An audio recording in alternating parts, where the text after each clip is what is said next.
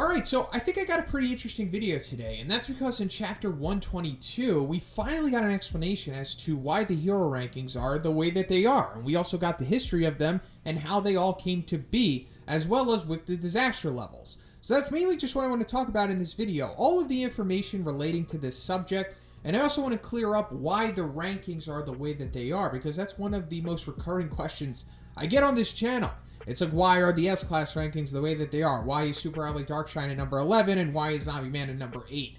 So I want to clear that up, because all of this together, and once we look at it in detail, I think it's all going to make sense in the end, and we'll get a better understanding of why things are the way that they are. So let's get into it. So when the Hero Association was first established, heroes were only divided into 3 tiers: C, B, and A class, meaning that there was no S class originally.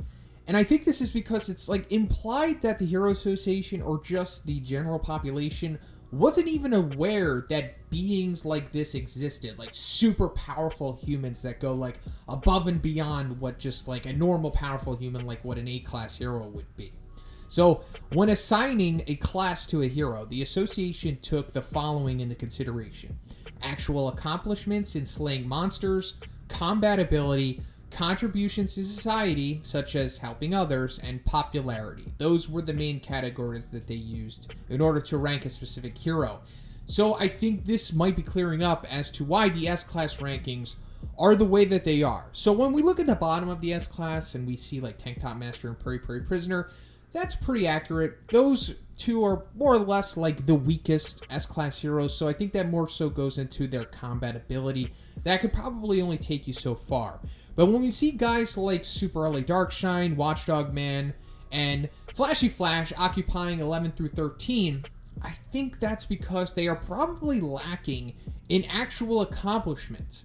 And if we actually look at the way that the series plays out, it kind of makes sense, because I talked about recently in my Garo versus Darkshine significance video that Darkshine hasn't really done much in the series, and I think that might be alluding to him not really doing much in the actual reality of the universe of One Punch Man, meaning that he probably only takes down like a monster every once in a while, so maybe that's why he's only at rank 11, along with the rest of the lower ranked super powerful S-Class heroes that we see. And also popularity plays into it, and it's really hard to gauge how popular a specific hero is, unless they're like super mega popular, kind of like how King is. But I think if we're looking really in depth into these rankings, we're going to see why like Atomic Samurai is at number 4, because he probably takes down a lot of monsters. Like if we compare his body of work to Darkshine's just for this arc alone, there's a huge discrepancy in the volume of monsters that they have taken out. So that probably might be giving us some insight into why Atomic Samurai is at number 4 possibly, and maybe he's popular as well. So as for like the top 3, Silverfang, Tatsumaki, and Blast, I think this more so goes into their combat ability. I think that probably outweighs all of the other metrics going into it for them. And as to why the other S-Classes are ranked the way that they are, well, your guess is as good as mine. I mean, we could sit here all day and just say, well, this one's probably more popular than the other one, or this one has contributed more, but I think this is just giving us a rough estimation as to why, like, Darkshine is lower than Zombie Man, because Zombie Man probably has more of an active record over him. But let's go further into the rankings and how they came to be. So it also says that it takes more than power to advance to A class. The association also included daily conduct and accomplishments as parts of its evaluation. For those lacking in physical abilities, it is still possible to advance to the higher ranks just by being active and playing to their strengths.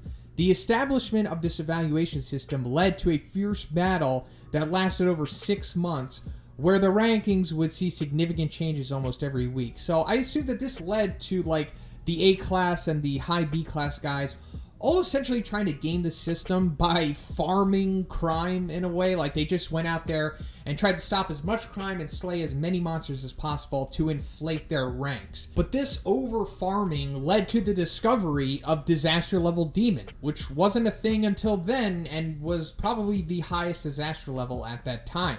And they were simply just classified as monsters which took the combined might of multiple consistently high-ranked heroes to defeat. So we're basically just looking at like high B class and high A class guys trying to take these dudes down. But then the discovery of Demon also led to the discovery of S-class heroes. Because then we just saw guys that were suddenly just able to take down the demons by themselves. And even if they weren't highly ranked, they still stood out from the rest of the pack.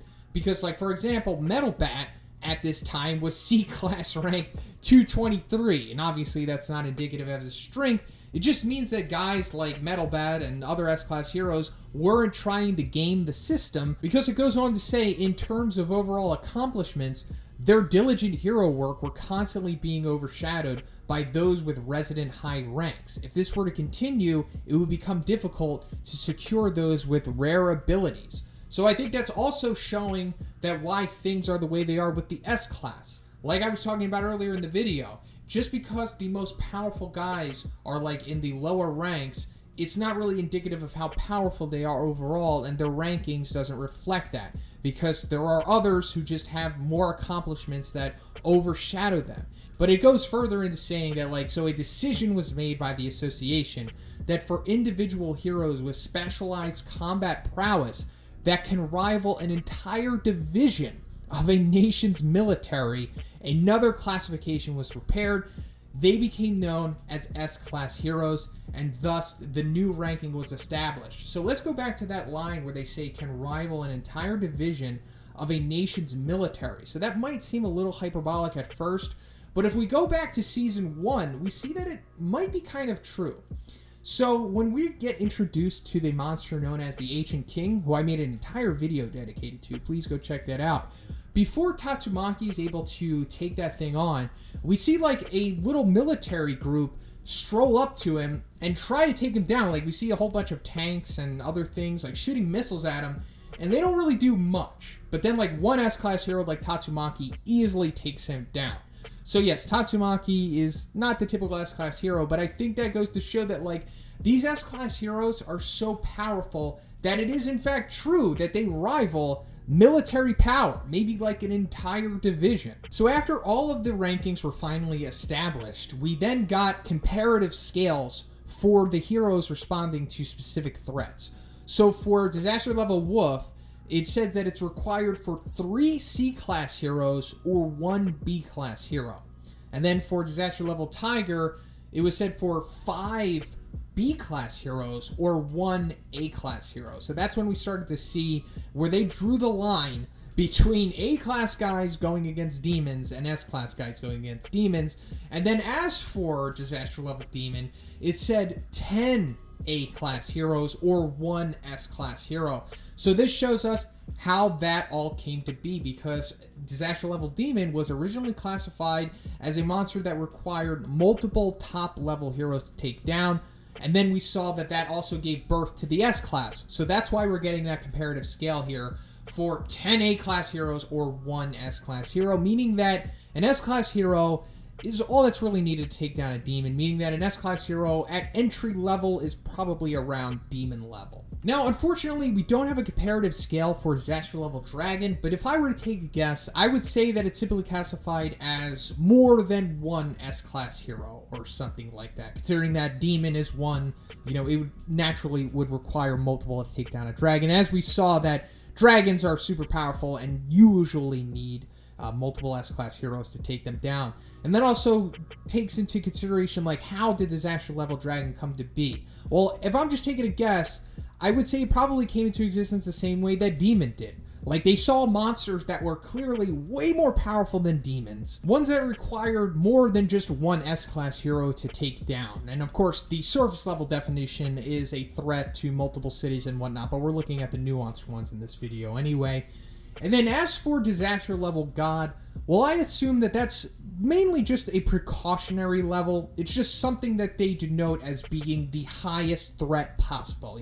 A threat to humanity, if you will. Now, I don't think there has ever been a Disaster Level God threat in this world yet, but they kind of just put it out there noting that, like, okay, this thing is way more powerful than a dragon, and that it's not just something that needs like 5 S-class heroes. It's like we need the entire association to go after this thing because humanity and the Earth is literally in danger. But that's pretty much it for the video today, guys. I hope you enjoyed this one. Like I said, I thought it was pretty interesting. So let me know what you thought about this.